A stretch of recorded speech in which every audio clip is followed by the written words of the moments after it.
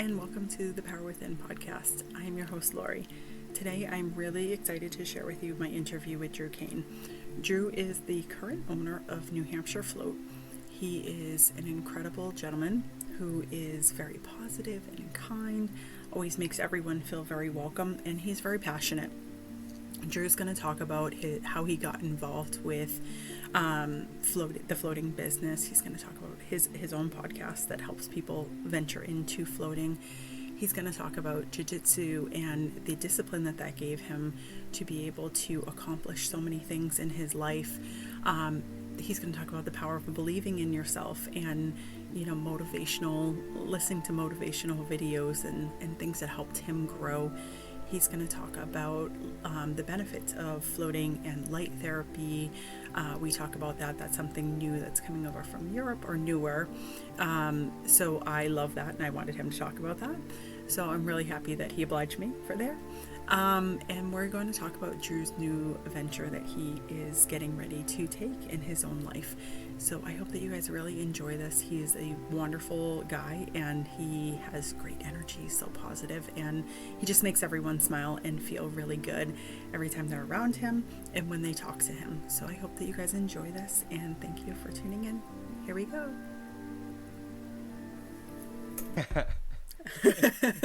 Hi, Drew. Thank you so much for coming on the show today.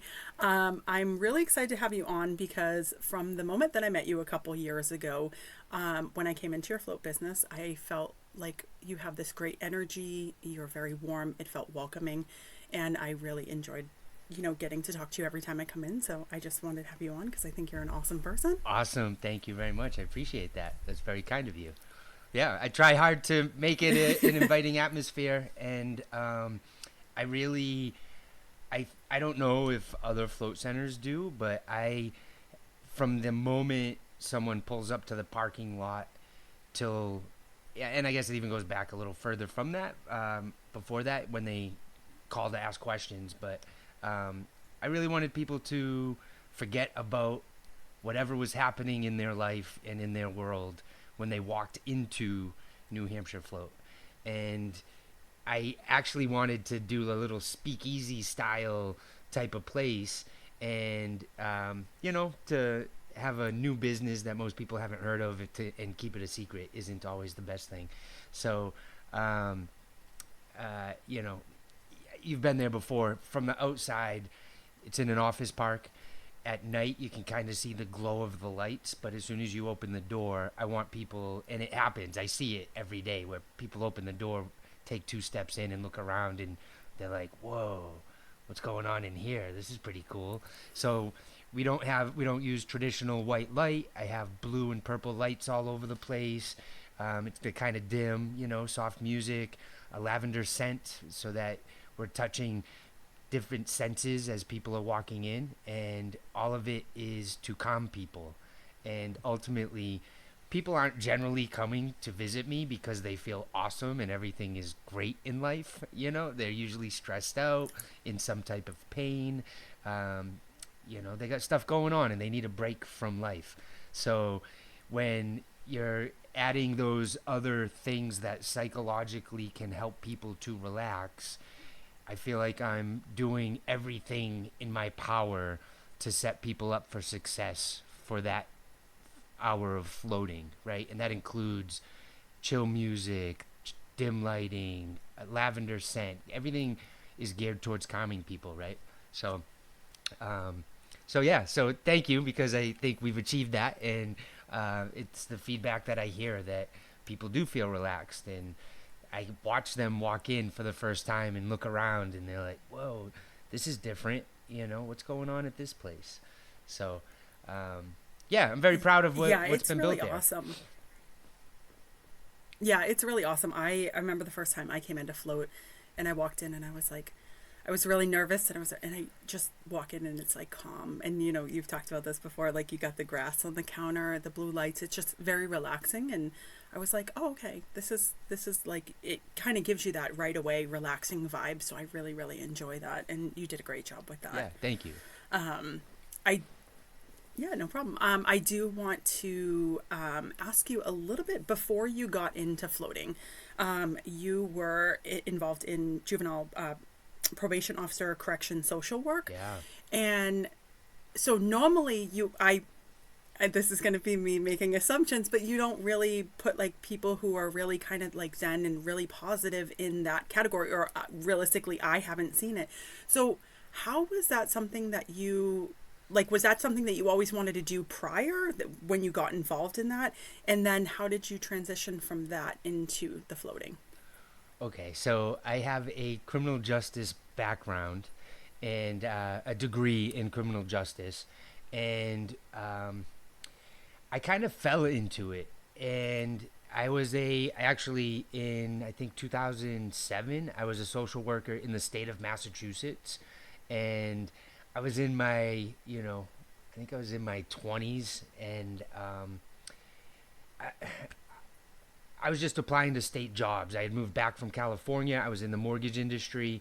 When I moved out, I graduated 2 weeks later, moved out to California. I was in the mortgage industry. I made money. I had fun. I spent all my money. And then the mortgage industry crashed in 2008 ish, right? And, but I got out right before then and became a social worker as I kind of tried to figure out what I could do with a criminal justice degree and a mortgage background, right? So I got into community corrections. I went back to an old job that I had in college, and I did the social work for the state for a couple of years. Then I went and did contract work with the Federal Bureau of Prisons for a while, and eventually made my way up to New Hampshire, where I became a juvenile probation officer. And throughout that, even when I was in my 20s, I had a little bit of an entrepreneurial spirit, if you will, and tried to start some businesses. I had these dreams and these ideas, and I would try to learn how to start a business and realize I couldn't do what I wanted to do because I usually didn't have the money to do it. So, as these community corrections and social work jobs were happening, they don't pay well, and no matter what I did, if I worked hard, I didn't get paid more money. And especially in like social work, juvenile probation, it's about seniority. So as long as you're just there, you're gonna get more money. And you could be there for 20 Mm-hmm. years and do nothing, and the person who's been there for 2 years and is a superstar will never make more money than that person who's been there for 20 years. And I've always been a believer about, um, well, not a believer. I always wanted a job where the harder I worked, the more I was rewarded. And that wasn't the industry I was in. That wasn't my background. That wasn't what I went to school for. So that's kind of why I looked at self employment as a means to that. I wanted to work hard, and I wanted to be rewarded for that. I absolutely understand people who work for someone else who have no incentive to work hard. I get it. The harder you work, you're still going to get paid the same, right? It just comes down to pride. And these days, we're not living in that type of society, right? You have to incentivize workers. So I get that. It's like you want me to give you my all for $10 an hour.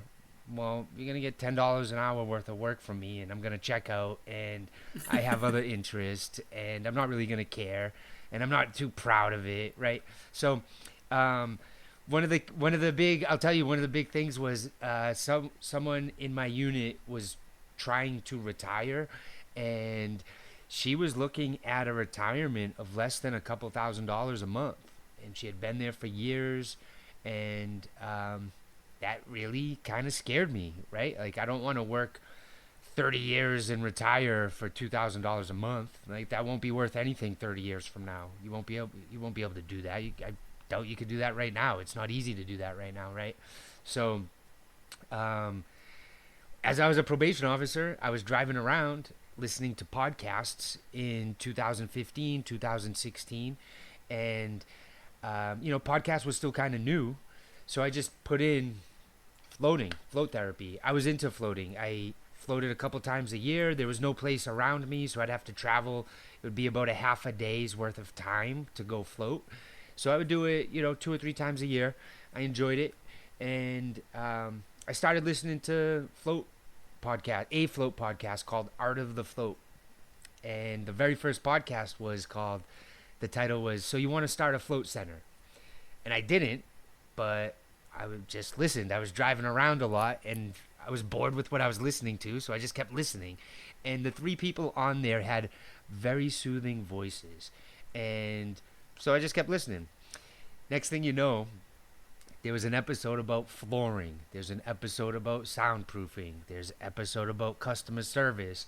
I 6 months later, I've listened to every episode they have, and I confidently think I can open a float center. I'm like, I don't know why I just listened to all of this, but to open a float center, there's no playbook, there's no one-stop shop, and at that time there was not, and that was a major resource. Next thing you know, I'm taking notes and I'm listening to the same episodes over and over again because the hosts would go on to tangents and give these gems of information, and a lot of it was what not to do.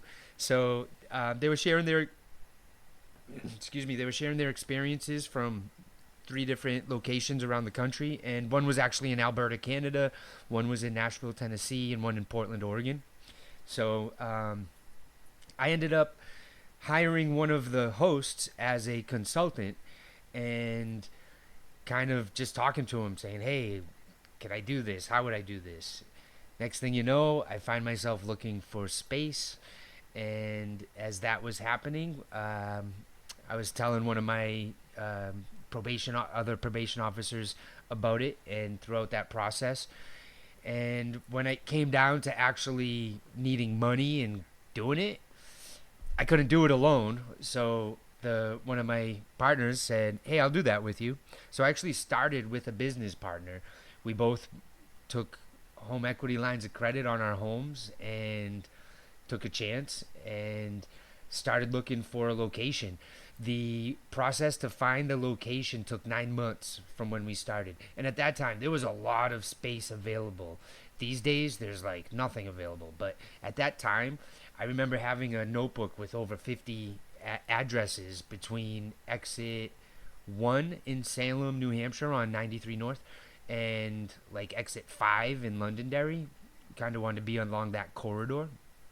So there was a lot to look at, and every weekend go and drive around, look at the area, look at who the neighbors were from that space, because floating requires a quiet location. And I would go and I'd if I liked something, would contact the realtor, would go look at it. Well, lo and behold, the universe works in mysterious ways, because the location that we're currently in was a former dentist office that was not for lease, it was for sale, and the dentist had retired. The space had been empty for 18 months. He was in his 70s. He looked older than I think he even was. He was definitely well retired, and he did not want to rent. He didn't want to be a landlord. He said, "Nope, you can buy it or move along." So I got real lucky with my business partner. His dad actually said, "Hey, instead of taking your money and putting it into buying the space, I'll take care of the space and you pay me back for the space, and then you don't have to, when you purchase property, you have to put down a down payment, closing costs, stuff like that." So he said, I'll buy it, you pay me back, and then use the money to open the location." So we did get very lucky with that, and that worked out. We actually got the building, did the build out over 6 months. It took nights and weekends. We worked very, very, very hard while continuing to be probation officers. And if you want to better your situation, which I did, the only time I have to work on it is nights and weekends. So I sacrificed a lot during that time in order to build it. And we ended up opening 6 months later in November of 2017. And then I quit my job as a probation officer about 2 weeks later. I decided to go all in. I figured I could always go be a probation officer again. And I this was my one chance. And at the time, I was listening to a lot of motivational videos, and a bunch of them said you have to be all in. You can't half-ass things. So if you really give your full effort, you will be successful. If you half-ass your effort, you will get half-ass success, right? And that spoke to me. It made sense to me, and I said, all right, let me take a chance and dive in, and I'll see what happens, right? About 6 months after that, my business partner, he did not quit his job. He has a family. He had kids. I don't have kids. It was difficult for him and trying to be part of the business, so I ended up buying him out. I bought I refinanced the building, put that into my name, and was by myself 6 months after that, off and running. And it worked out. We have officially hit 5 years, and it's been an incredible journey, and it's worked out. We were supported very well during COVID. I did shut down for a few weeks, but a lot of people continued to support even when we were closed, which was awesome. I was very humbled by that and very thankful by that. And it showed that floating was something that there are people out there. We have people, I mean, like I said, I've been open for 5 years. There are people who floating is a thing that they do and they need to do it, and it helps them in their life. And if they don't get their floating, they're not as good in their daily life, or they're not as happy, or they're not as whatever it does for them. It's a problem if they don't get their float in. So that was definitely something that I saw with COVID and being shut down. And it's been really cool since. I meet a lot of cool people. It attracts a lot of cool people. And, it's been a lot of fun, even though my journey's coming to an end with it. Yeah, you touched on, I love that you had talked about how you started listening to the podcast, your art of the float podcast, and you actually are part of that now, and you do that podcast. And I did tune into some episodes because I was chuckling when you were talking about when you used to go floating it was only at the woman's house in her bedroom, and I was laughing at that. And then you also, when you were building the float company, you did 90% of the work you guys did on your own. And I thought that was really great, because you also have talked about how, you had other businesses that didn't work out, or plans that you wanted to do. And a lot of people will ultimately be like, you know what, I've tried and tried and tried, and it's not working, and I'm just going to quit, and I'm just going to, settle and do what I want. And you really have that passion. And sometimes even people would tell you, oh, be careful. Don't, like you were talking about your when you did your floats, you did 2 originally, and then people told you not to do a 3rd one, which you have done. They're all incredible. And so how did you not be like, okay, everyone's telling me I can't do it, everything else I've tried has failed, and this is something I want to do? How did you muster up that to be successful like you are now? Yeah, that's a great question. It was very difficult. There was a lot of really negative people in my life who were telling me definitely don't do. Like, nobody I knew had heard of floating. I'm a bit of a weirdo, I say, and I embrace my weirdness. And I had heard about floating and found some lady on a message board. Someone said, hey, what was her name?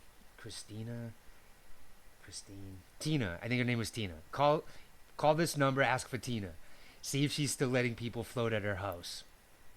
Like, not everyone's going to do that, right? I'm weird enough that I'm like, well, let's see what's up with Tina. And I went out and floated with her, and she wore an all-white cape with a cloak and was a total weirdo. And she was trying to, ask me what type of journey I was on. And I'm like, I don't know what you're talking about. This whole thing is weird. But it was amazing. I had an amazing time. And I think, so I don't come from affluence. I come from what I would call lower middle class. And even that, while I was in college, my father died, and I was working 3 jobs. I went 6 months eating peanut butter and oatmeal and struggling. I struggled mightily. And, with my father passing away, I ended up with a lot of student loan debt that I wasn't expecting to have, and didn't have a great relationship with my mother.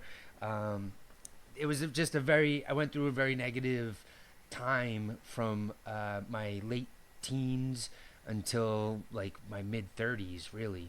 And um, I would say one of the things that I always held to for myself, even though I didn't necessarily have the self confidence that I probably needed back then, I always felt like if I could just have an opportunity to work hard, I could show what I could do.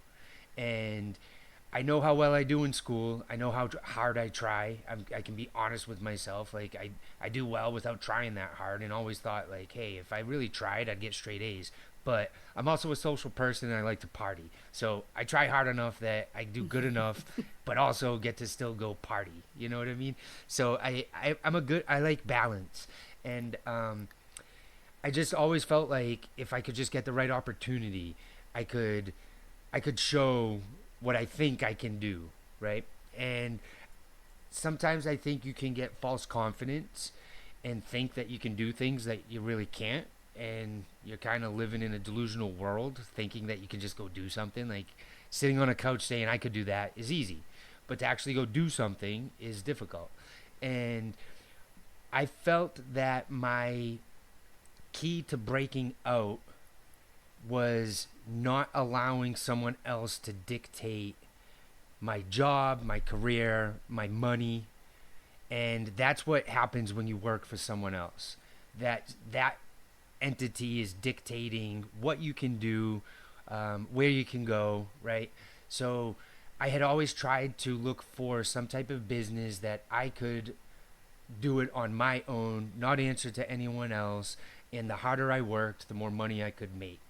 And each step of the way, I learned.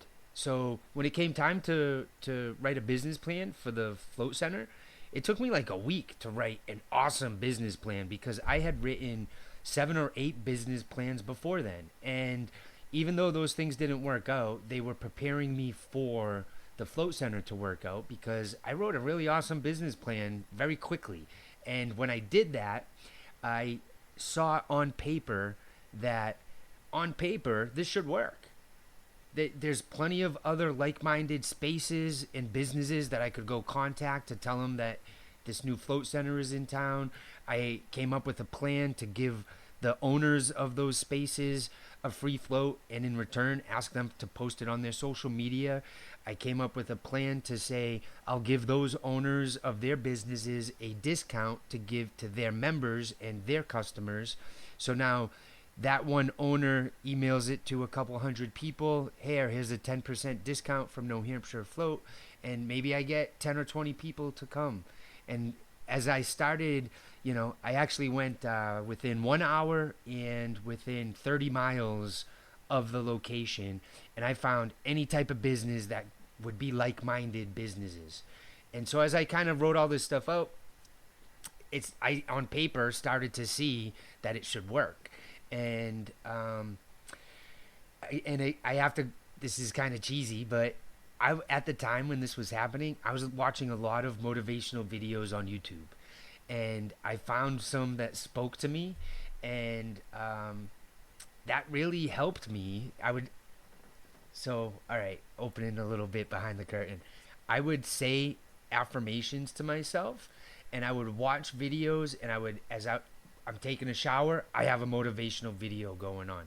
I'm driving somewhere, I have a motivational video going on. And I'm thinking about how I can be successful and I don't need, the disapproval from my mother to influence me from being successful. There were definitely these roadblocks and people who were negative in my life who I had to stop talking to, and I had to convince myself that I could do it.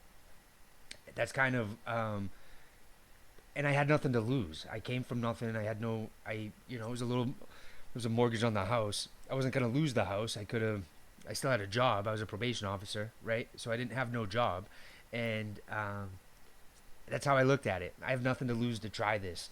I can take my loan, I can afford it. If it doesn't work out, I can still work my job that I'm not really that happy at anyway or whatever. And but if I don't do it, how are you gonna know if it works or not? So, um, yeah, I've definitely been the type that I don't care what anyone says about me or judges me by. They don't know me. No one has all the pieces to my puzzle, and I believe that when I put my mind to it, I can do anything. And I've got evidence of that with whether it be learning how to fix something, building a float center. I'd never built anything. I had a couple of buddies and passion, the idea, the discipline to not give up. And I guess this is a good time to also say that during this time, I was taking jujitsu. I still train Brazilian jiu-jitsu, and jiu-jitsu 1,000% influenced my ability to not give up, to be okay with learning and starting from a position where you don't know anything. And at the time I started the float center, I had gone from knowing nothing at all in jiu-jitsu to kind of being pretty good, if I do say so myself. And I take that lesson in life when I think about what the first day I walked into the jiu-jitsu mat. I didn't know anything, and the every little nerd on the mat was wiping the floor with me, right?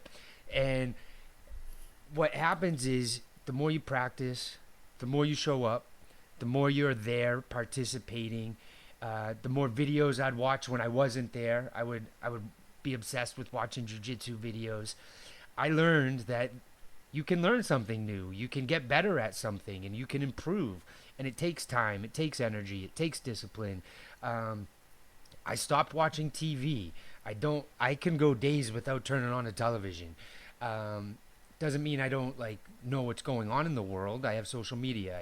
It comes to you, right?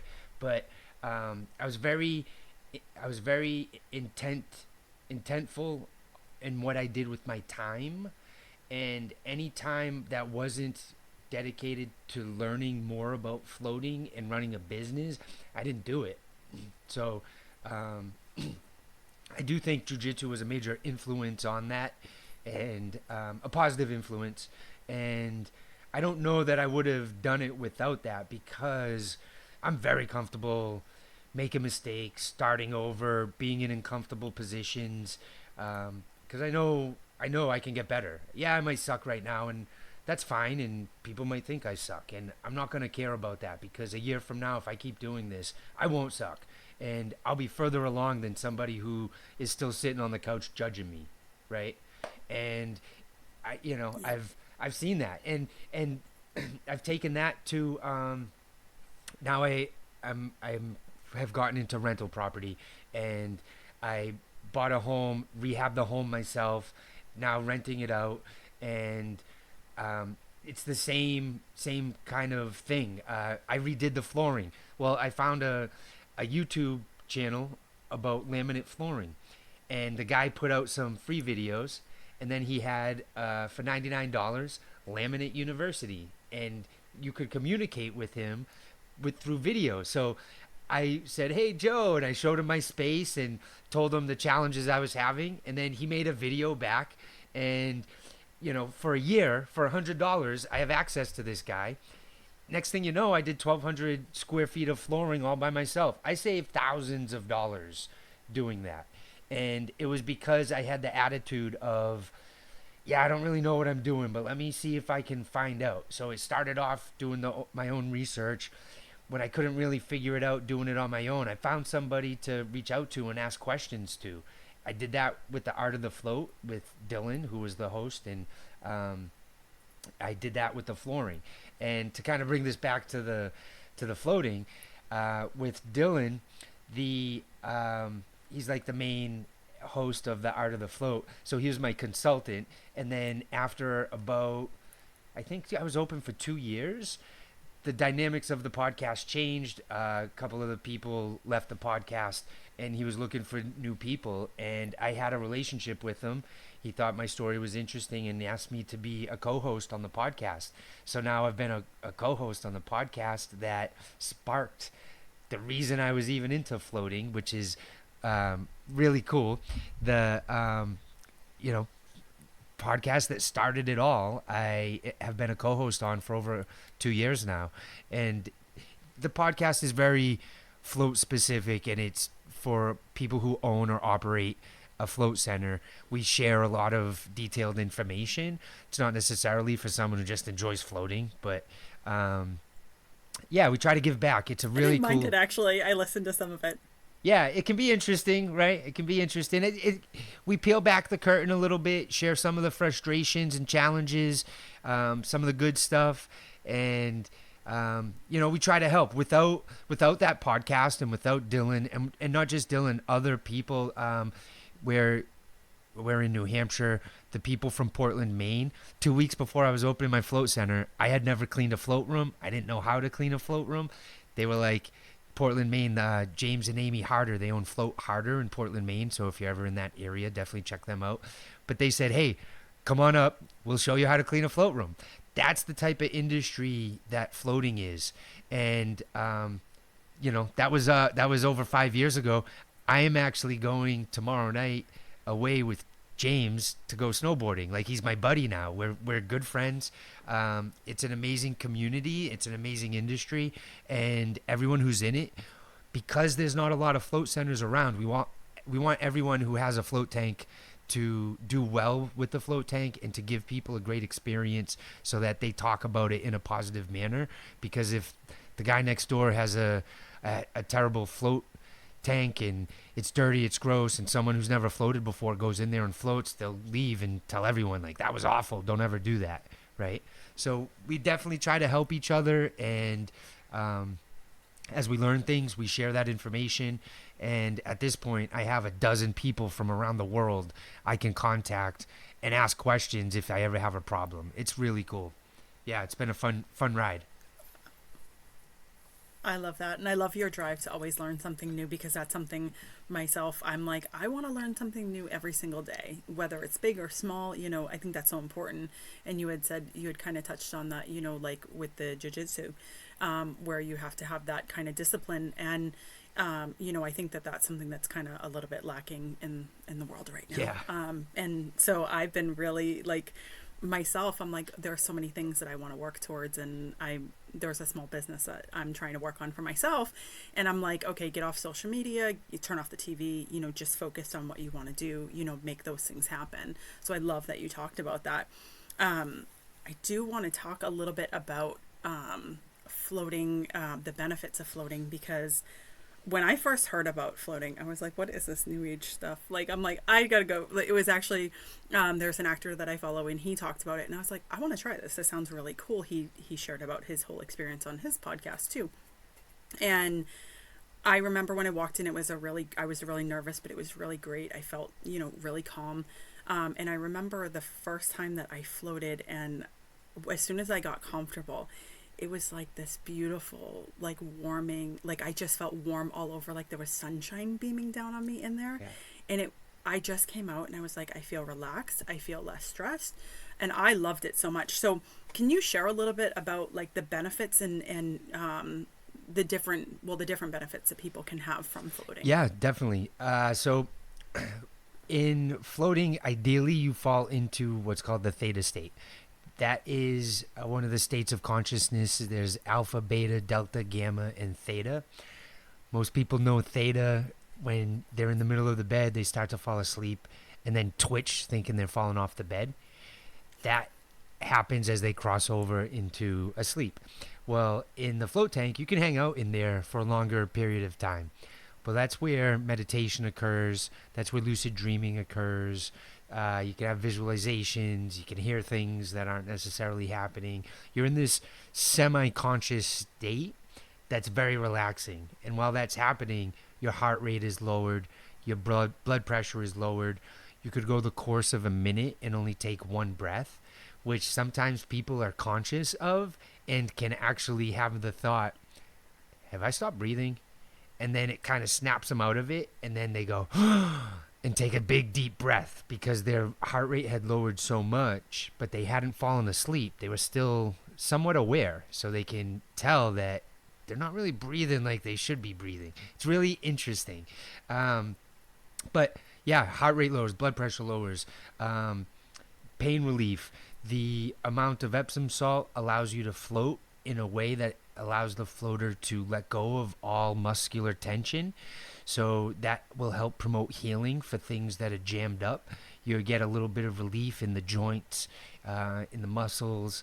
There's this gravitational pressure that we have even when we're laying on the ground or on a bed that you don't have in a float tank. So you can really alleviate all the pressure on your body. So I like to say the benefits are under two umbrellas. One is mental health and one is physical health. Physical health is body pain, aches, pains, arthritis, fibromyalgia, you name it. There are things that I can't pronounce that people have come in and float for because they have these issues going on physically. And then mentally, it could be as simple as, someone's stressed out, someone just needs some quiet, peace and quiet, all the way up to PTSD, anxiety, depression. I've literally had somebody say they've been so depressed and thinking about killing themselves, and they found floating and feel like things will be okay, and they'll work it out and figure it out, right? It really allows people to take away all distractions, all stimuli, and give their brain and their body a break from stuff, if you will, and I kind of air quote stuff, that just to be. It gives you a chance just to be, right? And when you actually float, there are these moments where you don't feel your body, you're just your brain, and you're your brain in a very non-stimulated manner, which most people don't get, right? I don't think when I'm not floating I get that, right? So and then there's the Laurie Institute for Brain Research. They're doing amazing research. They've had a study, 50 out of 50 participants had a reduction in anxiety. They're actually working on a study right now about anorexia nervosa and the benefits of that. And there's actually a famous book, famous book in the float world, of a girl who had been in and out of programs for her anorexia, and she got a job at a float center, started floating, and through floating it helped her manage her anorexia. And I don't know if they call it curing it, but she doesn't struggle from the issues that she previously had. And it's really interesting. They keep finding a lot of really cool benefits to floating, and with each study it allows them to do a new study, right? Like, it's getting momentum, and the studies have been going on for a long time, but they've just, I'd say, more recently been taken more seriously because sports teams are getting into them, Division I sports programs are getting into them. Famously, the New England Patriots were the first float team to get float tanks in their facility in 2014, and currently they are so if someone in the NFL gets hit in the head, they go into what's called the concussion protocol, and they have to do a bunch of tests to prove they're okay before they can go play football again. And for the Patriots, if they're in the protocol, they're required to float twice a day. So they obviously see a benefit to it, right? They obviously see an edge they can get with it, but there's something to it, and the more research they do, the more they find out physiologically what it does to the body and the benefits of that. And I use the analogy a lot of a car. A car is supposed to idle around 1,000 RPMs, and when it's in the red, it's in the danger zone. Well, these days, we're like all in the red when we idle. And we're just so stimulated and have so much stuff coming at us, and we're so connected, and we have, with social media, bad news finds us instantly. And, when do we ever get to that 1,000 RPMs? Like, nobody does. It's difficult, right? So people who are constantly in that red need to get into that, get under the red. And I think that's just the way society is right now. We're all in the red. We're all overloaded. The way things have turned over the last few years with the coronavirus and politically, like, it's stressful out there right now. It might not be stressful in the way it was 100 years ago, but People are dealing with a lot, and I also think that we're not as equipped to handle it. Although I think we're getting better, and I think stuff like floating and the more talking about mental health issues or even physical issues, I think the more we talk about it, the more it's okay to say, "Hey, yeah, I'm not feeling so well. I need to go do something for myself," and that be okay to admit that, right? So yeah, Yeah. I do like more like now like with the float centers and the different things that they have out. I do like it because I am one of those people who I would prefer to try and do natural things versus, just pop a pill right away. So for me, it was something that I really loved because it helped me in those ways where I was like, okay, I did have depression and stuff. And I was like, wait, I feel better when I go do this. So I make sure I make it a priority to go a couple times a year since I've discovered it. And it does really, really help with yeah, that. yeah, and it's one of those things that for anyone who's listening who hasn't done it, we can say all the words, but you just have to try it because that's what really hooks people in. And when I was opening, that was always what I thought. My floating will back up my words when I tell people you have to try it. Give it a real opportunity. Go in there, shut your phone off, and just look at it like you're taking a nap. Go in there, relax, shut off, and you will feel better. Like 99.9% of the people who do it feel better. So, yeah, there is research coming out that shows it, but also anecdotally, I see people all day long who come in and you can just see life, like the heaviness of life on them. They float and they come out with what we call the post-float glow of this like reaction where you can see they feel better. You can see that the pressure of life was just lifted off of them for a little bit. And it is very rewarding to see that, for sure. Yeah, and like I love that you have really tried to make a place that helps people, and you also added in. I've done it a couple times, and I'll float and then do it at night, and it's wonderful. The light therapy. Can you talk about that a little bit and the benefits that you've heard people have with that? Because that was a really intense.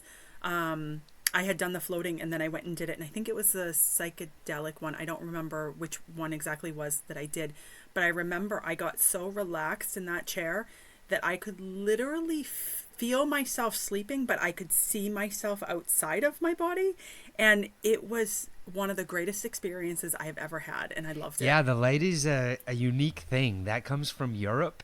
There aren't a lot of them around, and it uses flickering light to alter your states of consciousness. So when you just lay back in a chair with your eyes closed, the light flashes in different frequencies. There's I think there's 12 different lights, kind of like a strobe light where they flash for different duration and different strength of flash, and your body reacts to that.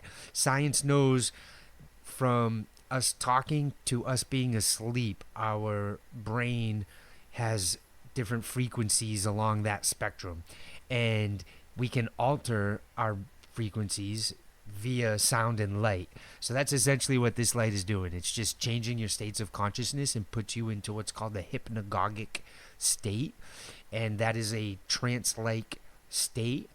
But so it comes from Europe. In Europe, they can make a lot of wild claims that we can't claim here. So I'll tell you that in Europe, the owners of this machine claim that it helps with addiction, with sleep, with depression, with anxiety. Like they straight out say this will help you if you're depressed. I don't say that. I'm pretty sure I'm not even allowed to say that, but I've definitely had people who tried the machine who said, wow, that like made me smile for like a week and have really good positive benefits from it. So I am careful with what I say about it. I will say things in that manner, like over there, they make these claims, but it's also called brain entrainment. So the idea in Europe, they'll use it in conjunction with therapy. And an easy one that people understand is if you're having trouble sleeping, they'll tell you to use this machine every night at, let's say, 10 o'clock. You use it every night at 10 o'clock, and there's a 3.5 hour track called Deep Delta that flashes the light in a way to get your own brain into a deep delta state of consciousness, which is deep sleep, right? So the idea is if you did that 3 to 5 times a week at the same time for 6 to 8 weeks, you could then stop doing it, and your brain knows that at 10 o'clock it's time to go into a deep delta sleep. So it's, there's consistency and excuse me, and they like all the sleep experts say you should have a routine before bed, put the phone down, not have the lights of the television, a certain temperature. Like they found how to have good sleep, and so it kind of is, it falls along that line, if you will. But yeah, that's kind of the idea of it, is to your own brain will end up doing these things. There's one called motivation. If I do the light in the morning, I'll do motivation because it kind of brings you up. And that's one that they claim helps with depression. So if you're feeling depressed, you wake up in the morning and you're just feeling kind of blah. You do this motivation track and you're ready to go for the day.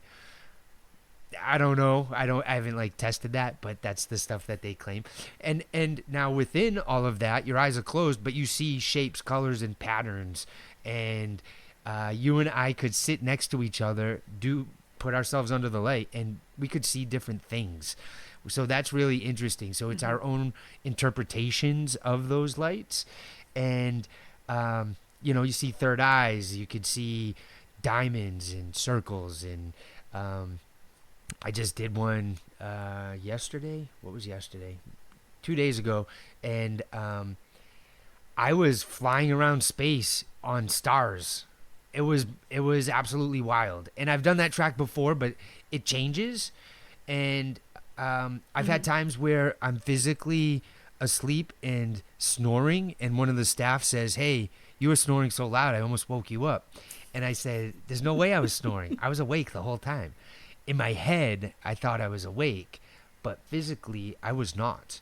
So I don't really know what was going on when something like that's happening, but the light is very unique, very interesting, and I do think that it is the future of home relaxation, is light and sound. There are really good companies out there trying to get an affordable version of that in the home, and to use the flashing light and binaural beats, which are tones, if you will, again done in specific frequencies that your brain then reacts to for a desired outcome.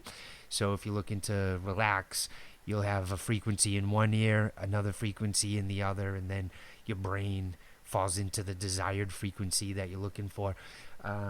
But that's coming. That's the future, light and sound, and making that affordable. But the light itself, very unique. A lot of people will use it before a float if they have trouble relaxing in the float, because it can be hard to go from 60 to 0.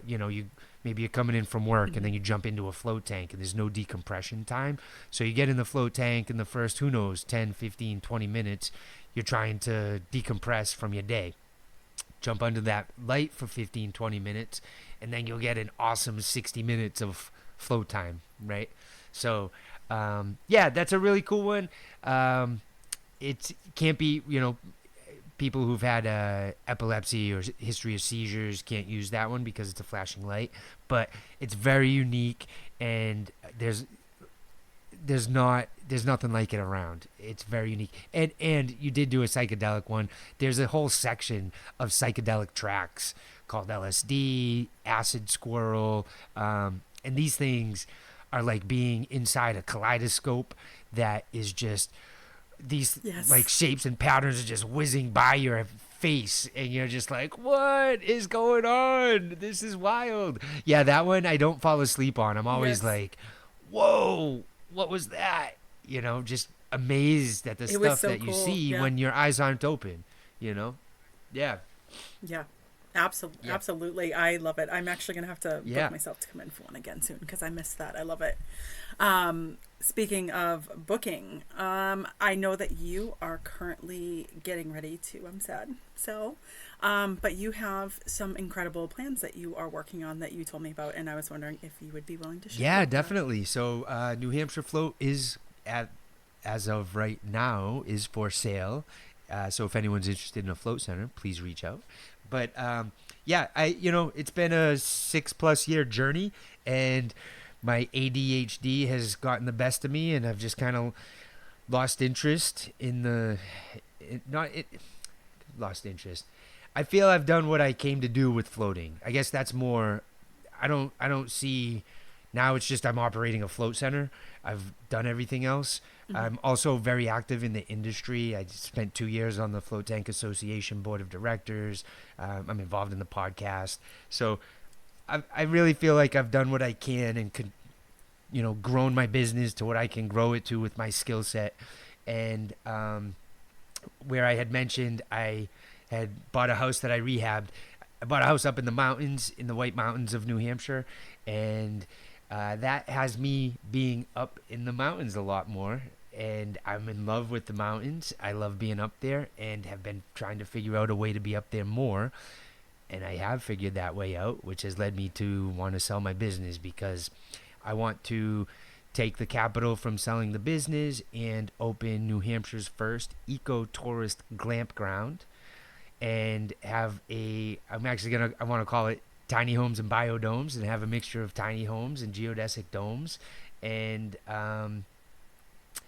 be outdoors and, build a place that's more of like a retreat type of place and they call it glamping, luxury camping.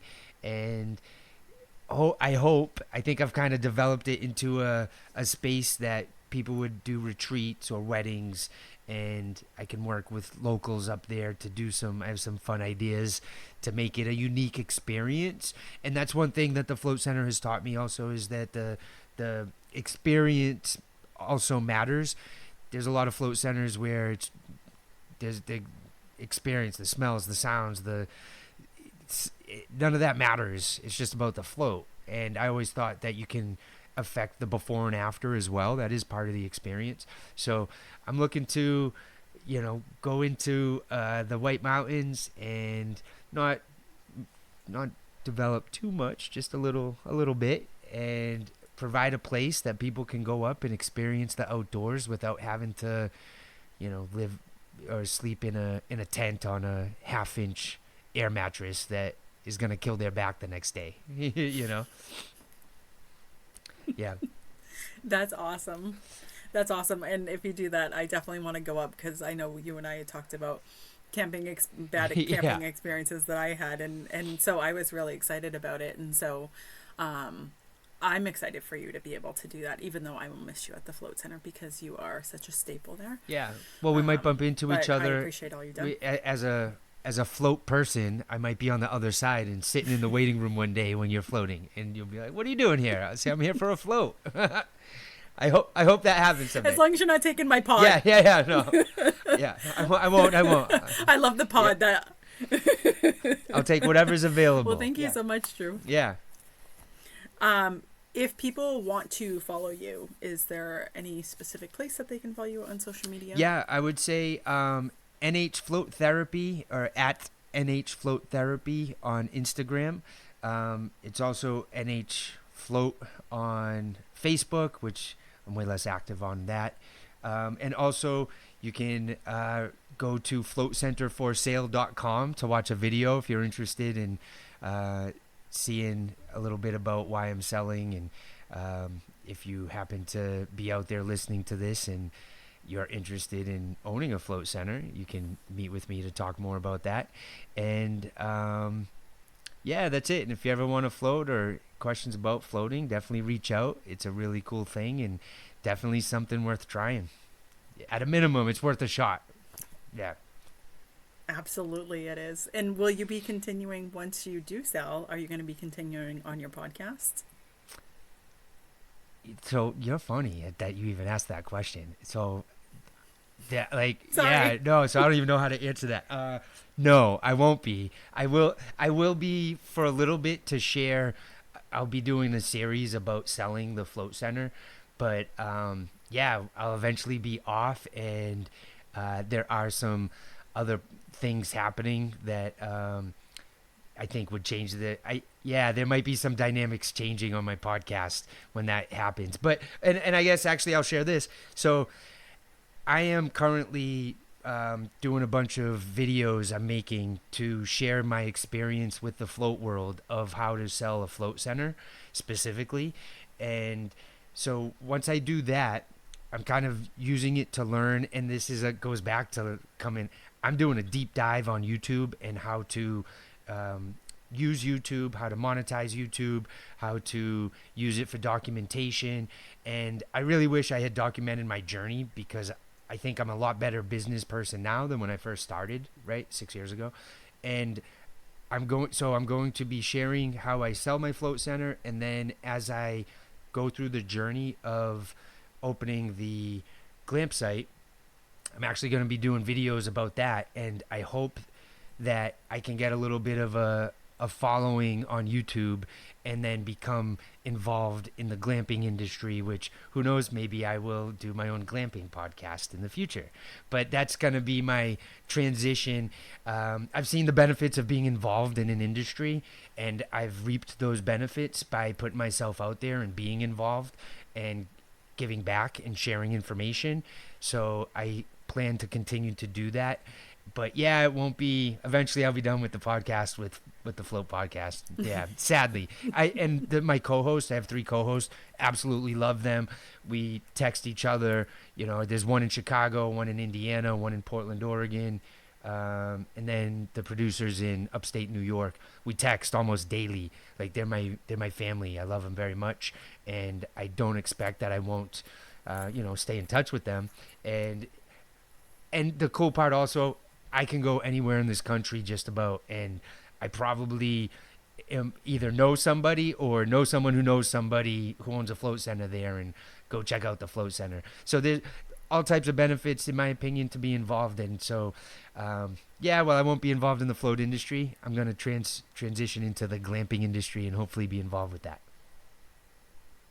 Well, I look forward to following your journey there. And for anyone who does want to check out the podcast, it is really great. And I think it's wonderful that you guys are so willing to share information to help other people. I think that if a lot of people did that with different industries, it would be really, really great to help other people learn from them. So that is excellent on you guys' part. Totally. Great job with that. Thank you. Yeah. Thank you for Thank coming you for having on. me. Appreciate it. It was fun. Thanks. Okay.